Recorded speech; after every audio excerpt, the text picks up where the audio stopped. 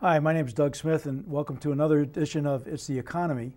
I'm delighted today to have with us the new town administrator for Portsmouth, John Klimm. Welcome, John. Thank you, Doug. Pleasure to be here. You were the town manager for Barnstable for 12 years. You've been in Portsmouth for 2 weeks. What are your first impressions of Portsmouth? I come to the community believing it's one of the more beautiful communities that I've seen in a long while.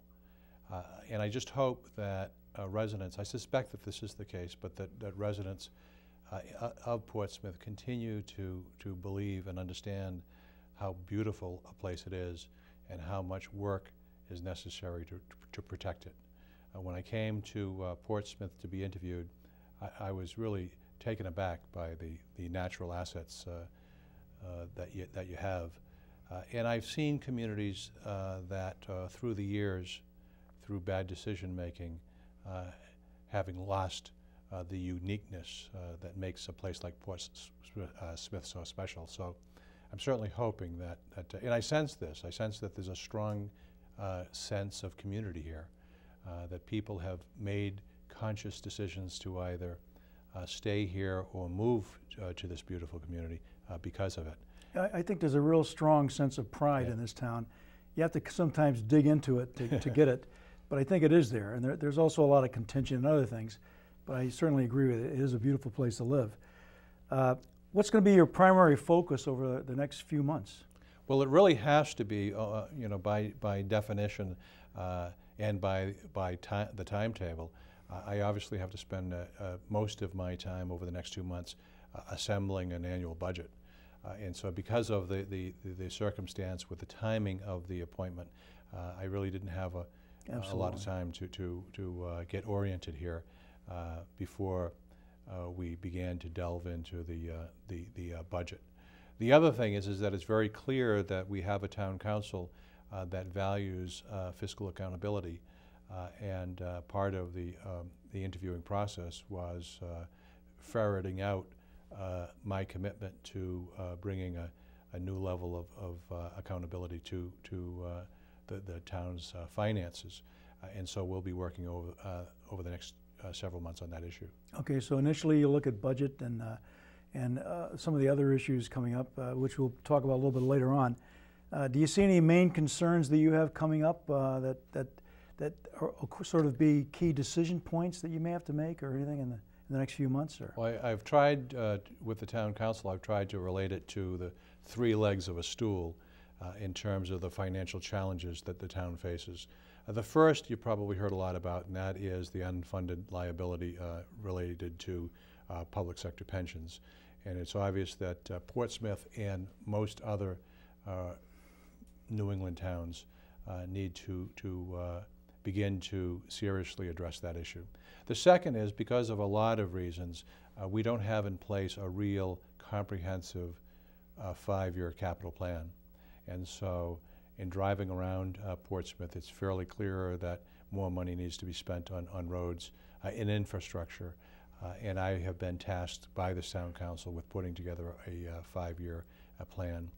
The other major concern is that we have depleted our reserves. We have a policy that is standard in our industry that a minimum of 8% of the operating budget should be in reserves at all times. That impacts your overall bond rating, but also the fiscal stability of the town. And because of a variety of reasons, we've cut that in half. And so we desperately and quickly need to begin to restore the level of reserves. So there's really 3 major concerns that I'm addressing at this point. It seems like all 3 concerns have to do with money. It does. I suppose you'll be looking for new revenue streams and other ways to kind of improve our sustainability over time. Well, from what I understand, the citizens of Portsmouth have, in a very clear way, relatively recently, made it clear that these are tough economic times, and that there is not the appetite at this point for increase in taxes. And so we are faced with the challenge of living within our means, which is no different than any household in Portsmouth or anywhere else. That doesn't mean we can't be entrepreneurial and look for opportunities to shift the burden of some of our programs in some instances to those who use services as opposed to the general taxpayer. And so we'll be looking for those opportunities as well. But I've gotten a clear message from both the town council and from the citizens so far that I've met that we must respect the fact that these are tough economic times, that we must live within our means and make tough choices just like so many of our residents are doing on a daily basis. Yeah, good point. I know many of these issues are contentious and often deep-rooted. Things like sewers, things like all these other things that are kind of important for infrastructure moving forward, particularly to encourage any kind of economic development. How do you plan to move some of these issues forward against there's a lot of resistance, as you say, to spending any more money, and because they're saying we don't want to raise taxes.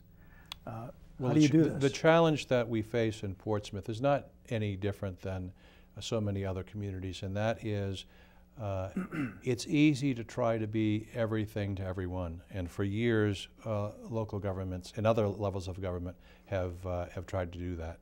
The reality is those days are over, and that we need to set priorities and recognize that we need to clarify what are the priorities in this community and then focus on those priorities. But the fact is that it's clear in the very few days that I've been in Portsmouth that has been the case, that there hasn't been an honest discussion about wants and needs, an honest discussion about what our priorities are, and that needs to take place.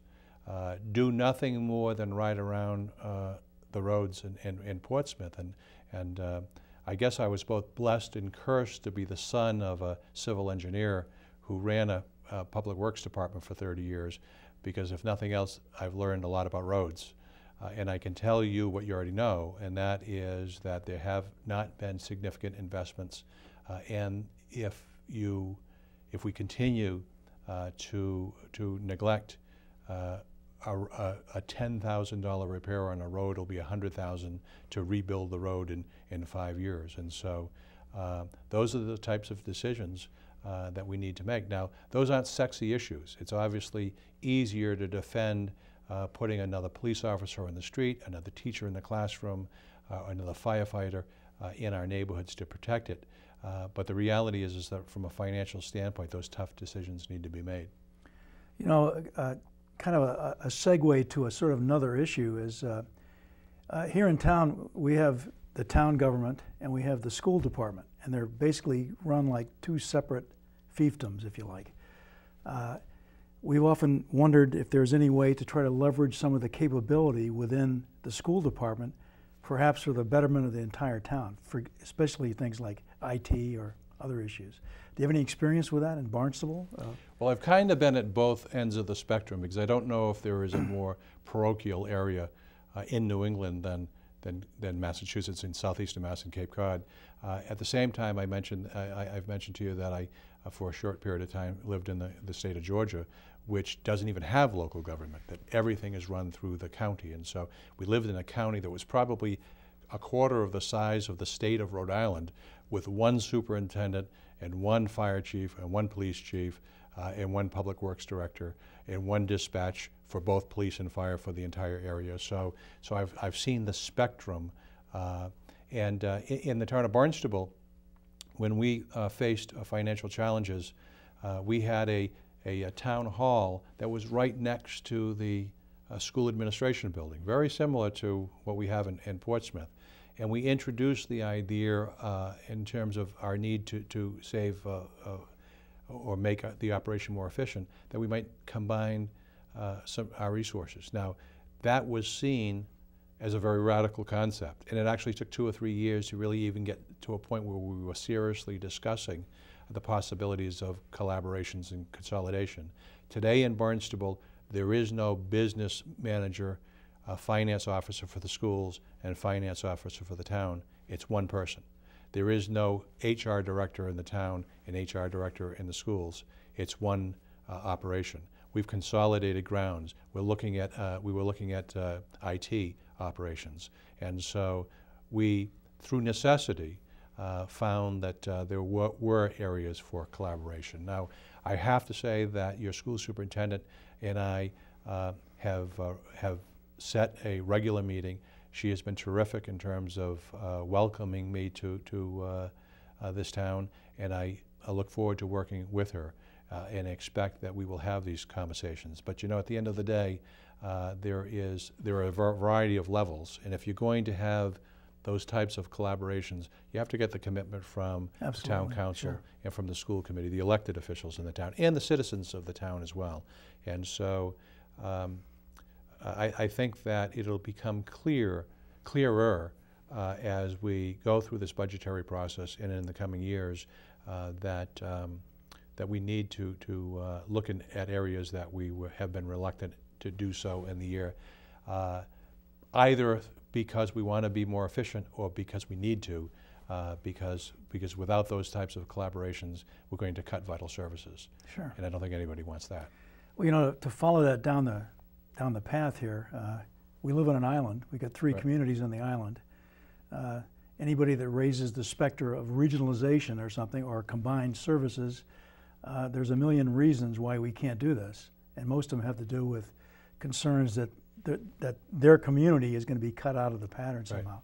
Have you had any experience with this kind of thing in Barnstable and elsewhere? We have regionalized many services, and we have for the Commonwealth of Massachusetts, we have one of the more active regional governments. But I have to say, we still have 15 individual communities on Cape Cod, and so we're as parochial as the next island, I guess I should say. And I know that we in New England don't like to give up authority, and we're skeptical of these types of concepts. But you know, the truth is that we'll be there. You know, I don't know whether it'll be this year or next year, but we will be forced to do that.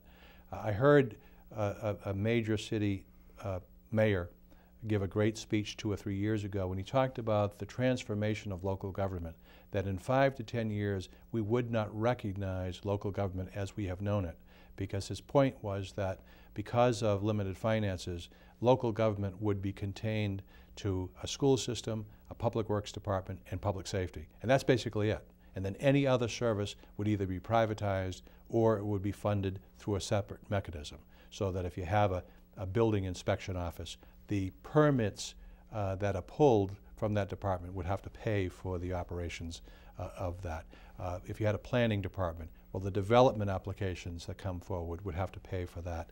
And it was a very intriguing speech, but I think there's a lot of truth to that. The fact is that we're really going to have to streamline, because we can't keep going back to the taxpayer thinking that it's okay to be everything to everyone. It's just not it's just not reality anymore.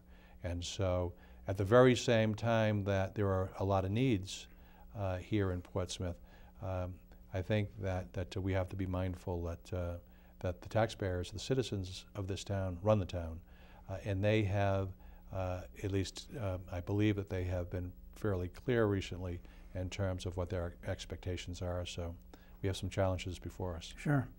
I do think that would be my sort of assessment of the situation. We're being driven to do some of these things just out of sheer economics. Yes.